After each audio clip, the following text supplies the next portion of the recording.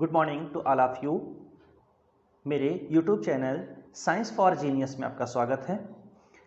Today we study about motion. Motion क्या है? Motion को हम हिंदी में बोलते हैं गति या चाल। देखिए, कोई भी पदार्थ धरती पर है, या तो वो खुद मूवमेंट में है या तो उसमें खुद मोशन है। अगर उसके अंदर मोशन नहीं है तो उसके जो पार्टिकल्स हैं उनके अंदर मोशन है।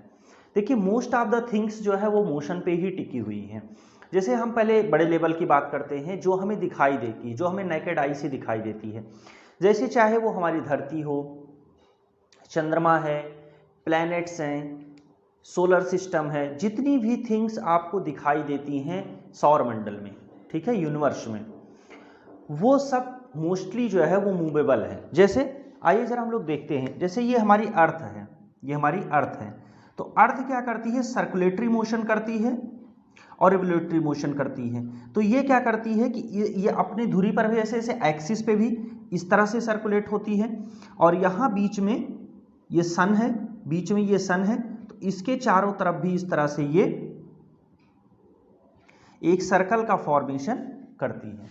इसी तरह से मून है, मून क्या करता है? मून अर्थ के चारों तरफ एक सर्कल का फॉर्मेशन करता है।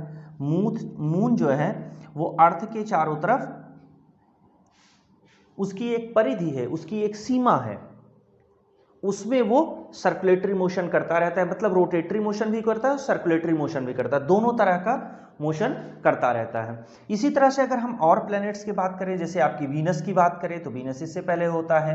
मार्स की अगर हम बात करें तो मार्स भी क्या है? ऐसे सन के चारों तरफ एक एरिया बना करके ये मोशन करता रहता है। तो मीन्स हम ये कह सकते हैं कि मोस्ट ऑफ द जो थिंग्स हैं जो हमें दिखाई देती हैं, जो एग्जिस्ट हैं, उनमें मोशन है, उनमें मोशन है। तो ये सारी थिंग्स जो है ये मोशन करती रहती, इसी तरह से ये गति करती रहती, चलती रहती, मतलब एक फिक्स सीमा पर ये रोटेट होती रहती। इसी तरह से अगर हम देखें तो आप लोगों ने पढ़ा होगा कि जो हमारे एटम्स होते हैं, एटम्स में बीच में न्यूक्लियस होता है। न्यूक्लियस में क्या होता है? मिडिल सेक्शन में प्रोटॉन और न्यूट्रॉन होते हैं। इसको चारों तरफ जो है वो एक सीमा रेखा होती है, उसमें इलेक्ट्रॉन जो है वो मूव करते रहते, इस तरह से जो है वो इलेक्ट्रॉन मूव करते रहते हैं। इसको बोलते हैं ऑर्बिटल, इसको बोलते हैं ऑर्बिटल। तो इलेक्ट्रॉन जो है वो अपने ऑर्बिटल में मूवमेंट इस तरह से करते रहते हैं। तो ये आपका हो गया एटम्स। एटम्स के पार्टिकल में मूवमेंट होता है।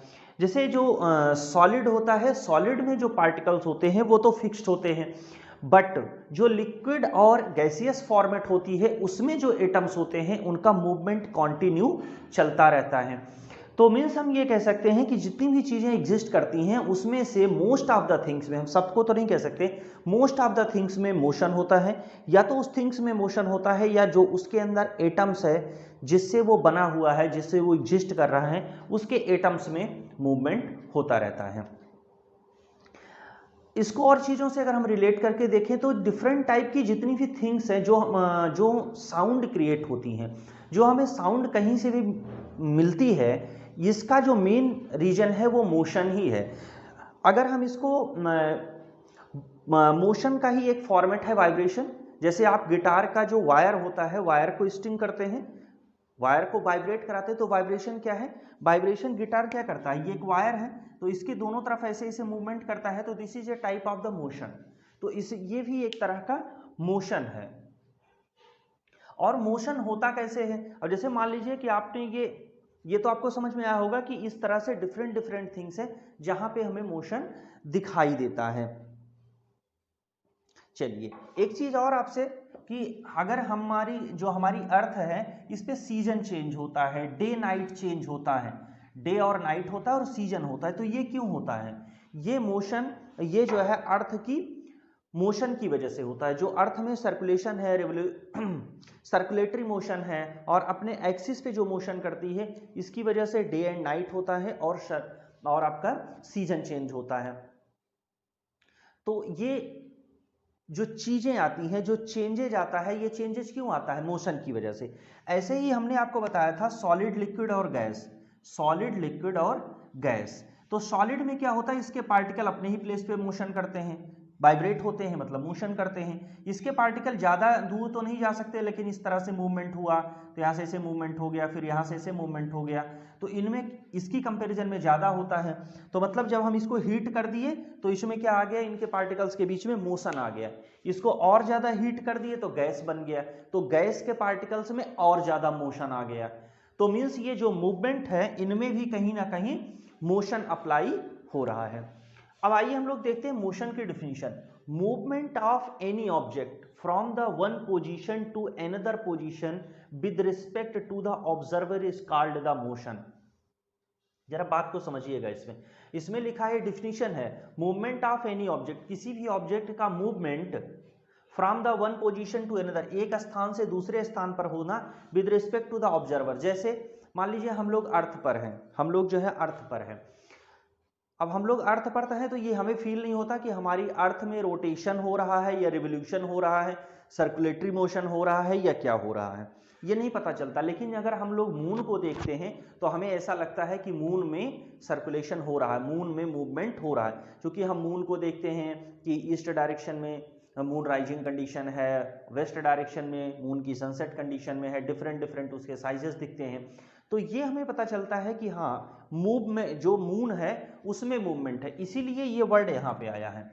With respect to the observer, with respect to the observer, जो ऑब्जर्वर है उसके रिस्पेक्ट में मोशन होता है, क्योंकि जो मोशन है ये हमेशा किसी ना किसी के रिस्पेक्ट में होता है।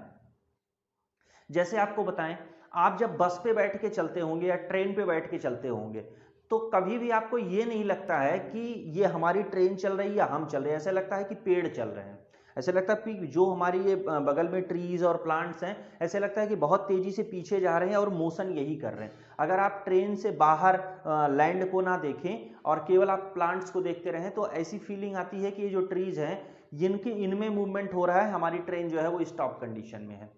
तो क्या हुआ कि हमारे रिस्पेक्ट में हम एक जगह बैठे हुए हैं, हम अपनी रिस्पेक्ट में देखते हैं तो ट्री मूव कर रहे होते हैं, ऐसा फील होता है, बट रियलिटी में ट्री मूव नहीं कर रहे होते, मूव कर रहे होते हैं हम लोग, ट्रेन हमारी मूव कर रही होती है और उसके साथ साथ हम भी मूव कर रहे होते हैं। इसी तरह से बस में भी फीलिंग आती है। तो ये आपका मोशन चैप्टर है, ये आपका इंट्रोडक्शन था, ये मोशन का इंट्रोडक्शन था। और फिर मोशन के टाइप आते हैं कि मोशन में कितने टाइप के मोशन होंगे। तो जब हम मोशन का टाइप पढ़ेंगे तो मोशन 2 टाइप के होंगे। एक तो आपका मोशन आएगा linear motion, linear motion means क्या हुआ कि स्ट्रेट लाइन मोशन, जैसे ये ए से लेकर के बी तक का जो मूवमेंट है from A to B, this is called the linear motion. और दूसरा आपका आता है circular motion, second one is the circular motion, second one is the circular motion. Circular motion क्या है, जब कोई जो है एक पार्टिकल है, एक पार्टिकल के चारों तरफ इस तरह से एक फिक्स डिस्टेंस पे एक सर्कल जैसा बनाता है, एक फिक्स सेंटर से फिक्स डिस्टेंस पे रोटेट करता रहता है, तो इसको बोलते हैं सर्कुलर मोशन, इसको बोलते हैं सर्कुलर मोशन। एक चीज और, ये जो आपका है अभी आगे वर्ड आएगा, इसमें जो है distance is equal to the displacement, distance is equal to the displacement, ये है इक्वल होता है। लेकिन इसमें ये जो होता है, इसमें अगर मान लीजिए यहां से स्टार्ट किया, यहां से कोई भी पार्टिकल मूव करना स्टार्ट किया और पूरा सर्कल बना के यहीं पे आ जाएगा, तो फिर डिस्प्लेसमेंट क्या होगा, डिस्प्लेसमेंट क्या होगा, और यहां से पूरा आ जाएगा तो डिस्टेंस क्या होगा, डिस्टेंस क्या होगा।